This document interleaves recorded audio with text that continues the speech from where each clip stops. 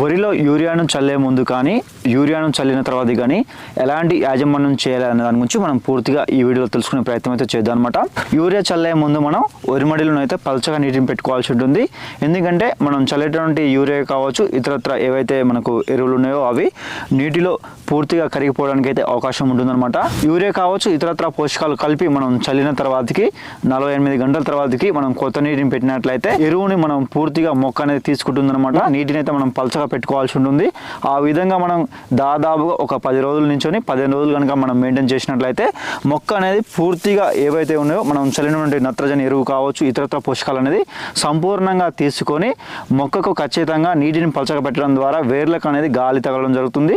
అంతేకాకుండా ఆహార వృద్ధి అనేది పెరుగుతుందన్నమాట. ముఖ్యంగా సూర్యరశ్మి అనేది మొక్క అన్ని భాగాలకు అలాగే గాలి అన్ని భాగాలకు వెళ్ళడం ద్వారా మనకు అధికంగా పిలకలు రావడానికి అయితే అవకాశం ఉంటుందన్నమాట. అందుకని మనం ఖచ్చితంగా వరిలోనైతే తక్కువ నీటిని పెట్టుకోవడం ద్వారా మనకైతే మొక్క అనేది ఆరోగ్యంగా ఉంటుంది. అలాగే ఇతరత్ర తెగుళ్ళు బారిన పడకుండా మొక్క అనేది వేర్ల దగ్గర నుంచొని దృఢంగా తయారై మనకు తెగులు రాకుండా అధికంగా పిలకలు రావడానికి అయితే అవకాశం ఉంటుందన్నమాట. ఈ విధంగా యాజమాన్యం చేయడం ద్వారా మనం అయితే అధికంగా పిలకలు పొందడానికి అయితే అవకాశం ఉంటుందని చెప్పవచ్చు అనమాట.